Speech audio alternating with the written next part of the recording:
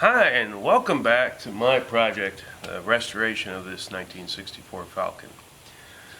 At this point, the last video we took out the transmission and the clutch, and obviously the clutch was completely worn out. We knew that, and we did find that broken synchronizer gear inside the transmission. At this point, you'll see later in the video that I've already installed a new clutch. We're going to edit that in here. And I also repaired the transmission. Unfortunately, I got very frustrated building up that transmission. It did not go well. It did go, and it's fixed, but it was not a smooth project. But also since then, the other thing we didn't record, and I apologize for that, but the dash lights, they weren't working. And what I found was I did have two bulbs that were bad. There's only 4 that light up the whole dash. I ended up replacing all 4 because, you know, I'm there, do them all, be done with it. But the other thing is that somebody installed an aftermarket radio, and when they did, they ended up blowing the fuse for the dash lights. And Ford, in their infinite wisdom, does not have a standard fuse box on this car. So instead of just having a fuse box with all the fuses in it like you would expect, there is a small fuse box that's built into the headlight switch, but the fuse for the dash lights, it's an inline fuse taped to the harness near the firewall, or what some people call a bulkhead. Bottom line is, I eventually found the blown fuse. I got the new bulbs in there. It's put back together. All the dash lights are working. I'm very happy about that because it's frustrating not being able to see how fast you're going or how much fuel you have when it's dark out. So we're moving on from there. The transmission's already back in with the new clutch. Again, you'll see the clutch install. And I've got all that set up. And I'm moving on right now to replacing some axle seals. Now, we talked about excessive gear lash in the rear end. And what I found, and I'll show you here in a minute, is that it's not actually an issue between the ring and pinion, but it's in the spider gears that control what happens at each axle. I'm not too concerned about that because that's not a component that's going to cause me to break down the road. On top of that, I just want to add one more note. I have had some questions come to me. What's my goal? What's the game plan? Where are we going with this project? To be honest with you, I don't know. It all based on my budget, how much money I have to spend, and how far we need to go. Now, granted, my main concern right now is to assess the vehicle and make it mechanically sound. I want to be able to take this vehicle and drive it every day, just get in, turn the key, and go. And right now, we're not there yet. So, we're moving on right now. I'm replacing the axle seals today. We're going to reseal the rear diff. I do want to replace the front wheel bearings. Even though they looked okay, they are making some noise, so I'm going to go ahead and take care of that. So we're going to go ahead and get this in here. Now, granted, this is not something the average person usually keeps around, but you might be able to get one from a parts store and rent it. But we want to replace this bearing because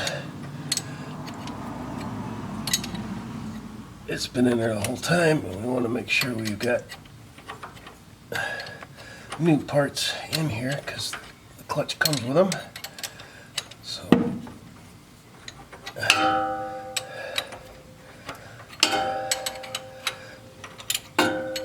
what this does is it expands the tip of it as I'm tightening it down, so it grabs the inside of the bearing. And then take this piece here and we thread this nut back a little bit.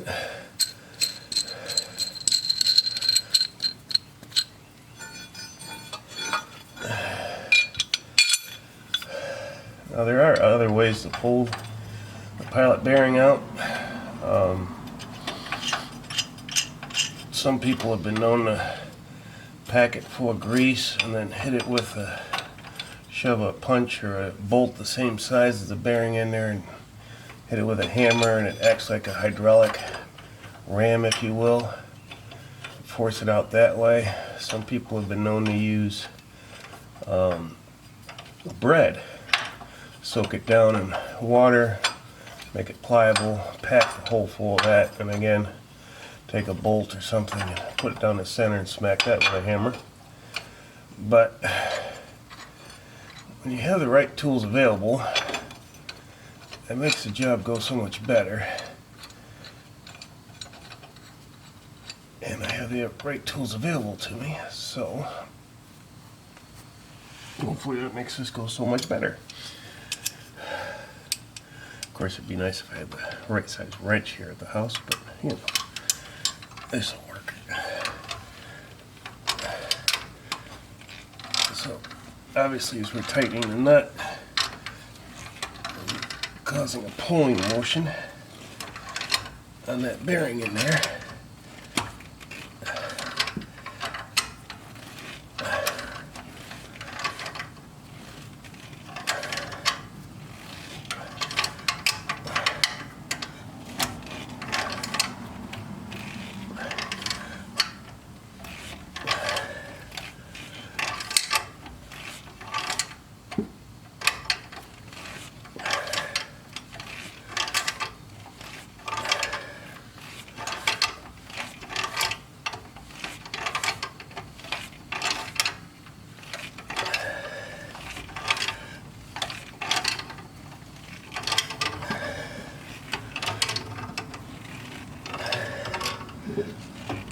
There it goes.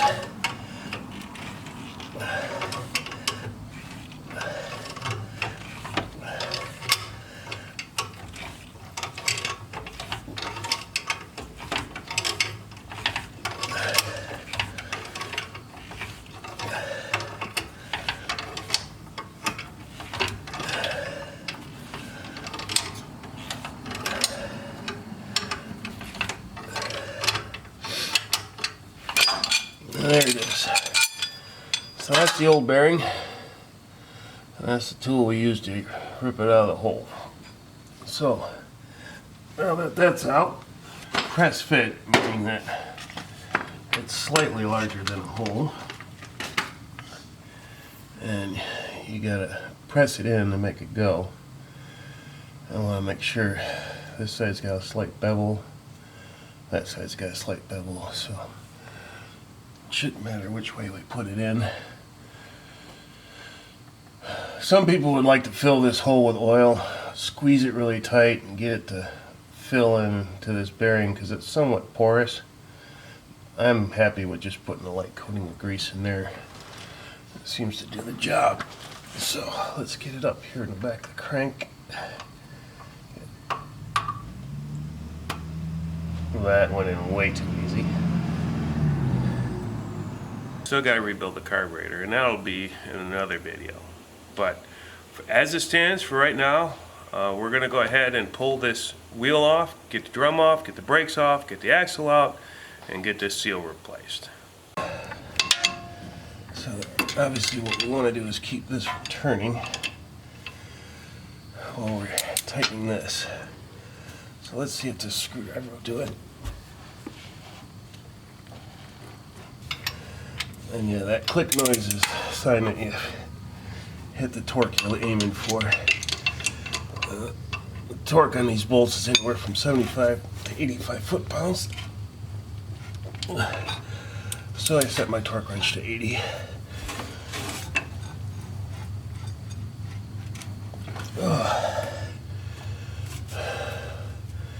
Not working for me. Let's see, maybe use the leverage of the exhaust. Get on there, okay.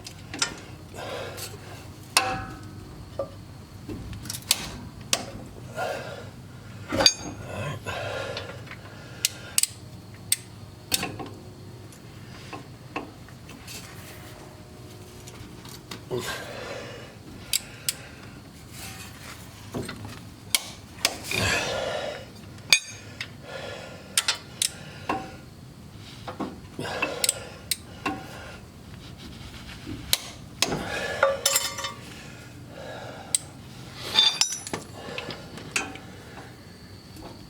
Alright, that should have been all of them, but we'll go back and just double check them all.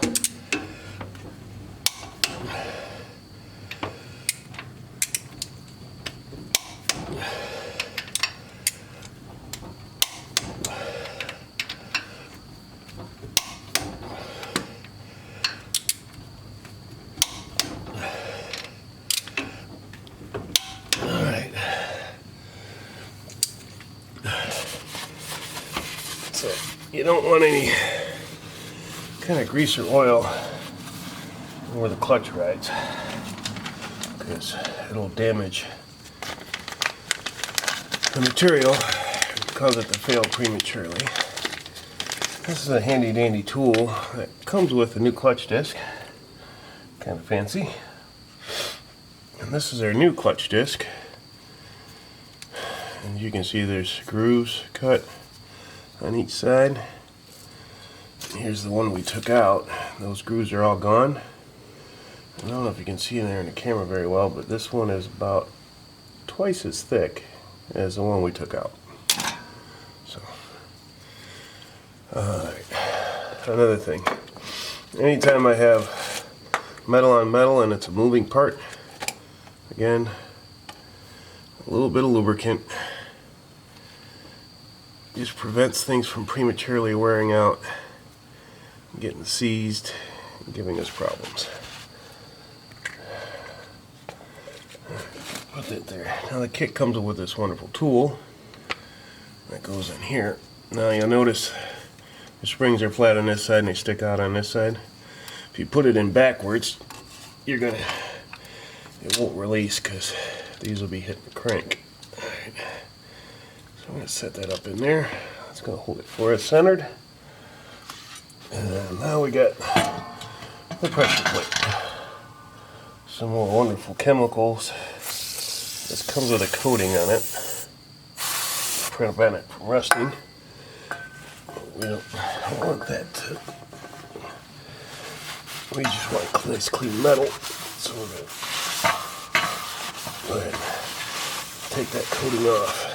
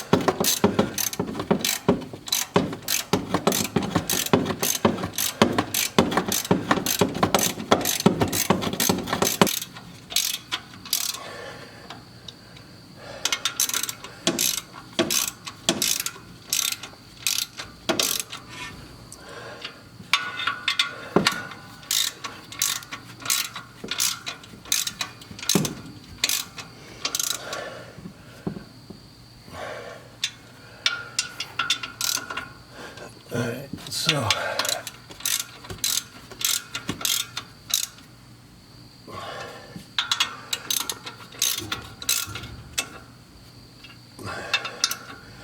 think they're all bottomed out now.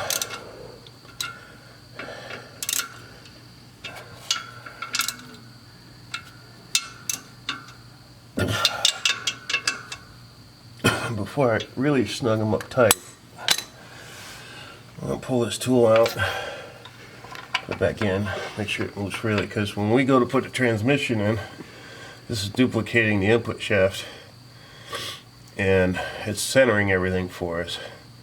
But there's always a little bit of slop in these, and you really not necessarily so much slop on the input shaft. So usually does you a lot of good to take an extra second, look straight down the center of this, and make sure these splines for this clutch are lined up as perfectly as possible with that pilot bearing.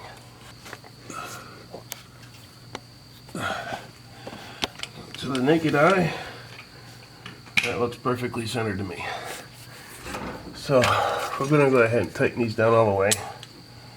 Now, they do have lock washers on them, so I'm not worried about them coming loose. Couldn't find a torque spec on them, but generally they're around 18 foot-pounds. But in the interim, some people like to put Loctite on this stuff. About 20 foot-pounds is everything you're going to get out of this ratchet.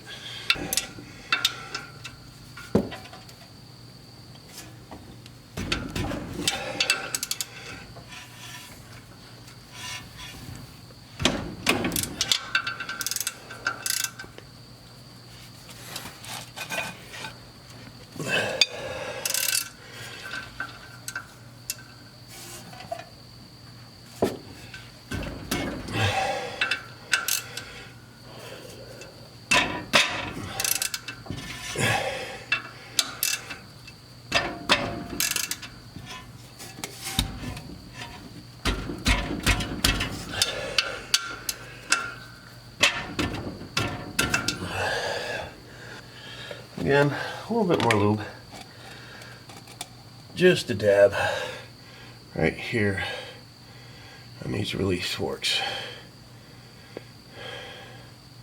Because that's what the bearing rides against, the release bearing, or what some people call a throw-out bearing.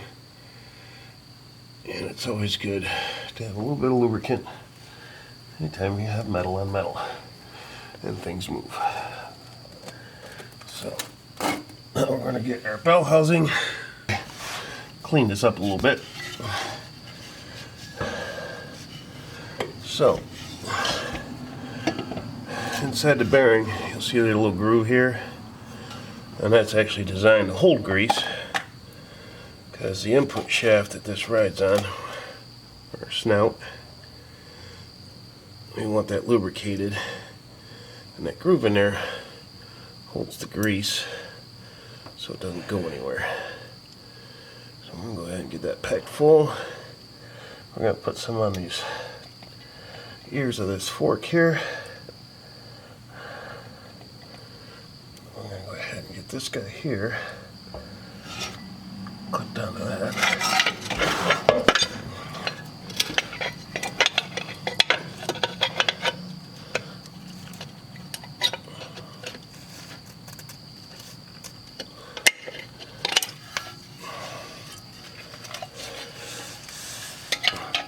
Center, give it a little love here. We need it. There it goes. Alright, so now that bearing is locked into this fork, greased up, ready to go. Get this guy up in here. Get it up on the dowel pins. That came off there.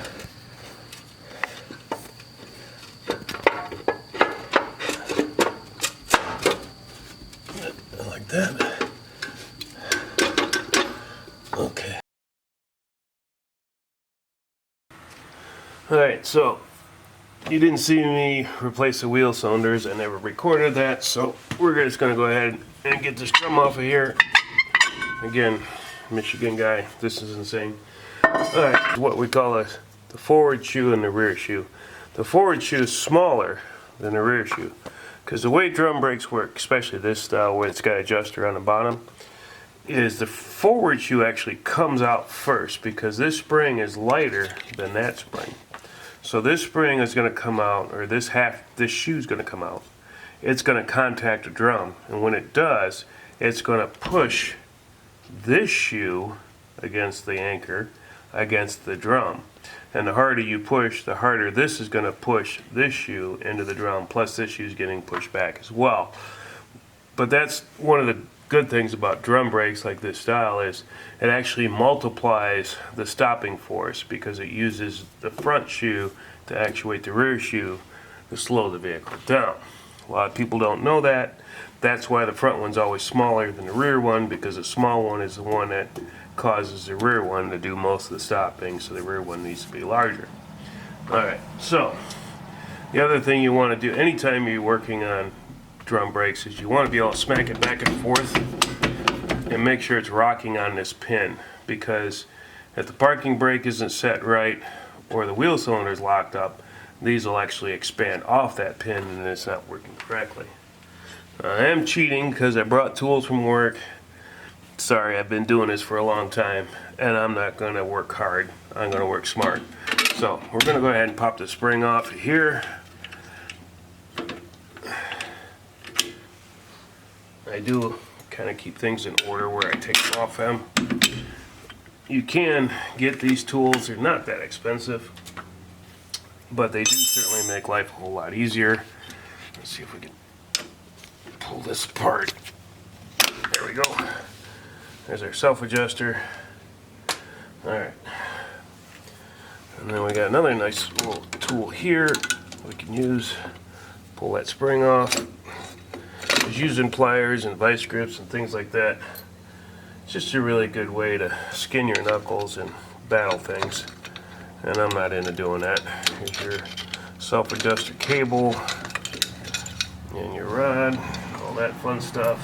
Just set that aside. There's this one here. Let's stick it to the shoe, that's fine. And this is for the park brake. When you pull the cable, there's a lever here. Going to actuate off that pin, and it's going to push this lever out and actuate the brakes that way for you. You'll lock them up. That's how they work. Alright, so we got that tore down. I'm not going to worry about taking the shoe off of here because I'm worried about getting the axle shaft out. So there's 4 bolts, and luckily they put this nice little hole inside the axle shaft for us so we can get those 4 bolts out.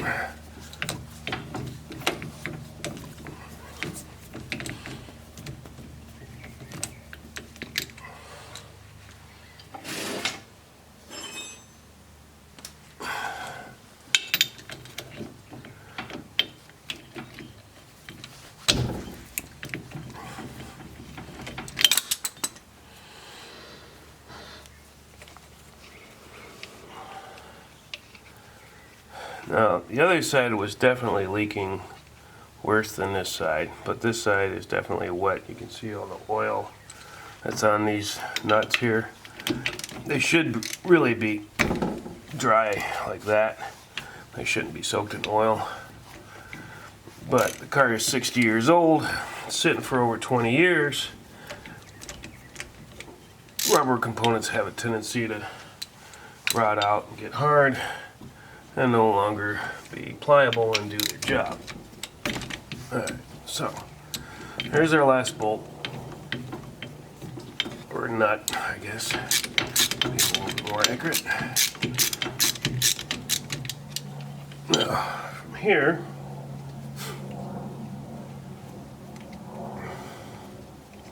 taking a little second, there we go. Give myself some paper towel. Because this is just gonna pop out. Now, the seal rides right here. And you can see where the oil is going past the seal. This is a retainer that holds this bearing. This bearing is actually pressed on to the axle shaft, and this retainer holds it so that it doesn't slide off. But you can see how it's getting past that and causing a problem. So we're going to need to clean that up a little bit. We may need to get some emery cloth in here to clean this up a little better, but we'll see what we can do with some paper towel.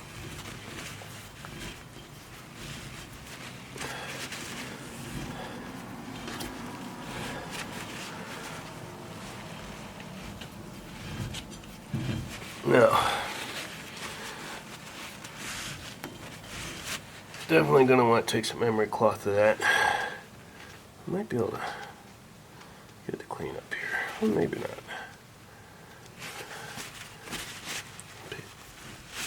Apparently my fingernail's a little stronger than paper towel. Alright. Now there's two ways to get that seal out of there. There's a seal right here that's holding the lubricant from inside the axle.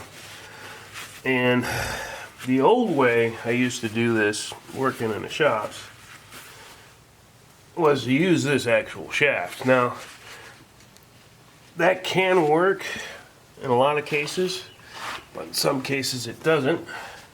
We're going to give it a shot on this one. You can tell this is pretty grimy and gross. That fluid in there was really in bad shape. But if we take the axle shaft and get it behind the seal, right here, we can use it to pry the seal out. Alright, well, it's not getting it for us.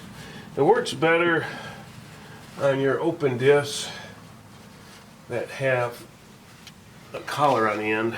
This one doesn't. It's just a spline shaft going right into a spider gear. There's no retaining clip on the inside holding it in. When you have that, it gives you an advantage for doing stuff like this. But we're going to go ahead and use this seal puller and get that in here. We want to get it behind the seal, but not behind the lip the seal rides up. Alright. And I'll show you that here in a second.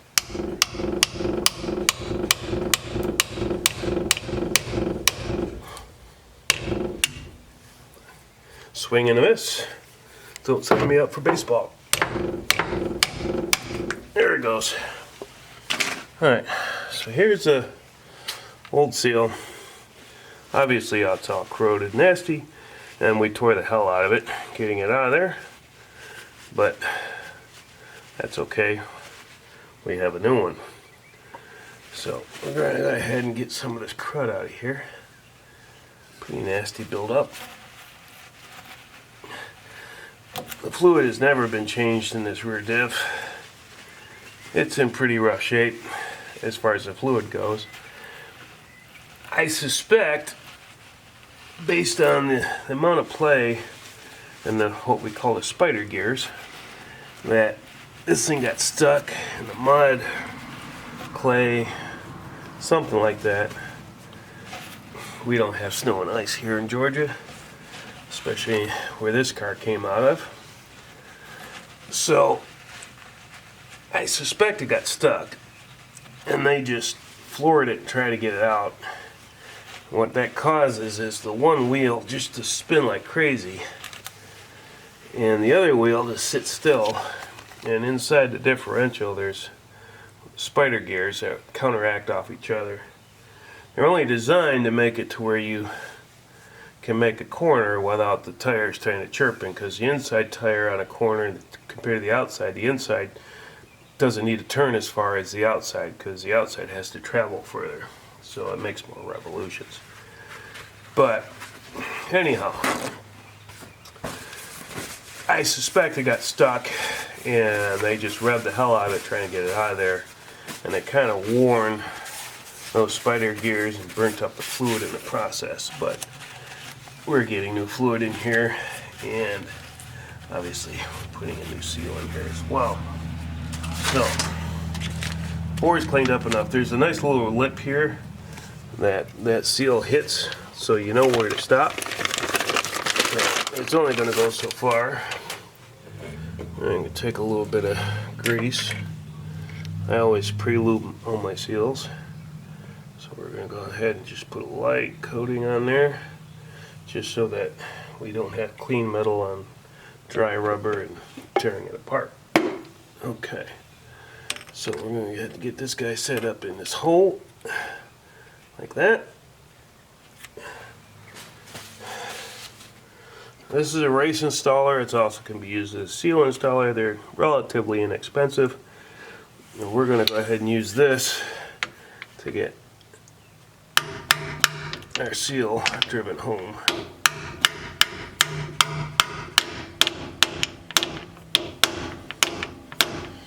And voila. Then we just got to put this back together. I'm going to head and clean up the shaft a little bit, slam this all back together, and we're going to move on to our next project. Before I let you go, I do want to show you one more quick little thing. Earlier we were talking about gear lash and what have you. I'm just going to show you that real quick. Alright, so I got the rear diff cover off. This is what's known as a ring gear. Inside there is what's known as a pinion gear, and that's connected to our drive shaft. Now before, I was saying this drive shaft was moving back and forth a whole lot. Wasn't actuating anything, but right here is what we call backlash. So if I hold this still and move the drive shaft, that backlash is next to nothing. So what that's telling me is that the ring gear to the pinion gear, the lash is really good.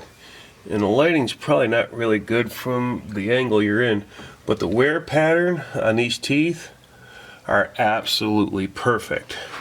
So I'm not concerned at all about this rear diff as far as holding up and lasting a long time, because it's wearing perfectly and the backlash is perfect. So these bearings are good, the preset's good, the load's good, there's nothing to mess with.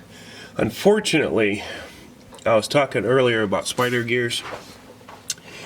On this particular model, to get to the spider gears, which are inside this housing, I would have to take this whole carrier assembly out, separate the ring gear from it to get to those spider gears.